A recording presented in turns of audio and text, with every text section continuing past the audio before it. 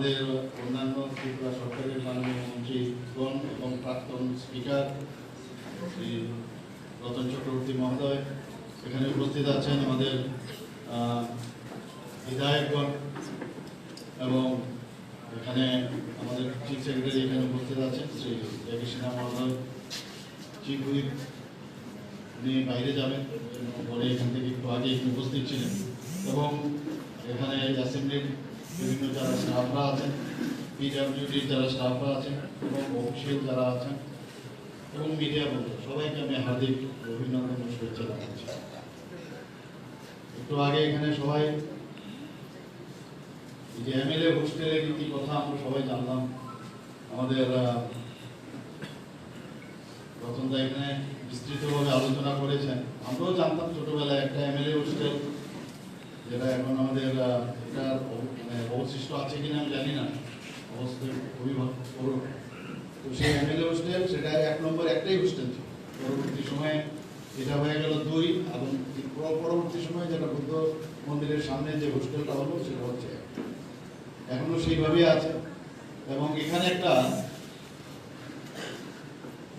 Division দেখা দিত যে যারা সরকারে থাকবে তারা ওই হোস্টেলে থাকবে, যারা বিরোধীতে থাকবে তারা ওই আরেক হোস্টেলে থাকবে, এইরকম। কিন্তু এখানে আমি সমস্ত বিধায়িকা যারা যে পার্টিরই হোক, এখানে কিন্তু আমরা একত্রে কিন্তু এখানে থাকি, যার যার মতামত নিয়ে কথা বলবেন বিধানসভাতে। কিন্তু এইরকম একটা এখানে মনিমেশবাবু বলেছেন যেটা এমএলএ হোস্টেল যদি আমরা বলি ঠিক লাগছে না, মনে হয় বাচ্চাদের হোস্টেল। তো এটা বিধায়ক বা বিধায়িকা ভবনও হতে পারে, বা এখানে যে নাম আমরা এখানে হাউস কমিটি আছে তারা নিশ্চয়ই বিষয়ে কথাবার্তা বলবেন, সেভাবে ডিভিশন হবে।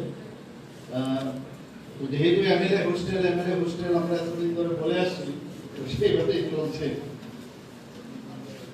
পিডব্লিউডির তরফ থেকে এখানে বলা হয়েছে প্রায় 51 কোটি টাকার মতো প্রায় খরচ হয়েছে, তার থেকেও বেশি। বিল্ডিং এর খরচ এবং আনুষঙ্গিক যে ফার্নিশড কোয়ার্টার দেওয়ার জন্য যা যা প্রয়োজন, দুটো এখানে লিফট আছে, এখানে লবি রাখা হয়েছে, মডিউলার কিচেন রাখা হয়েছে, 2 BHK যেটা আমাদের রতনদা এখানে বলেছেন।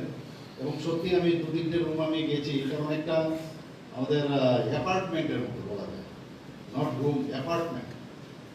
তো এত সুন্দর একটা জায়গায় যেটা বলা হয়েছে সারা ভারতবর্ষের মধ্যে এটা একটা তার যে স্থান, সত্যিই এটা আমরা গর্বের সাথে এখন বলতে পারি সারা ভারতবর্ষের মধ্যে এমএলএদের থাকার জন্য যে ব্যবস্থা করা হয়েছে সত্যি এটা উপলব্ধ।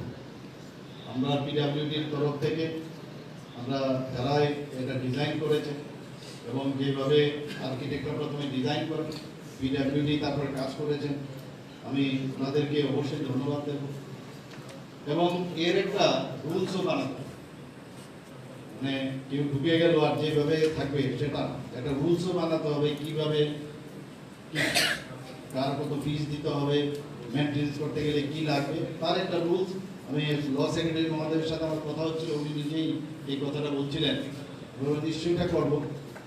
এবং আগামী দিন এখানে একটা পরিবেশ গড়ে ওঠে, বিরোধী দলে যারা থাকবে ওখানে গিয়ে অ্যাসেম্বলির মধ্যে যে যার কথা বলবে, কিন্তু তার বাইরেও কিন্তু একটা জগৎ আছে। আমরা যদি একসাথে থাকি, কারণ একটা বন্ধুত্বর যে ভাব সেটা কিন্তু একসাথে থাকলে মানে রাজনীতির বাইরেও কিন্তু এই জিনিসটা হবে। আমি বললাম আগে 1 নম্বর হোস্টেলে তারা থাকবে, 2 নম্বর হোস্টেলে অন্যরা থাকবে, এটা না হয়ে একই হোস্টেলে থাকলে আবার সুন্দরভাবে আমরা যখন এখানে বসবো তখন ভাতৃত্ব বোধটা কিন্তু জেগে উঠবে। আমি আশা করি যে এই যে ভবন বা আবাসিক যাই নাম দিয়ে তার ভবিষ্যৎ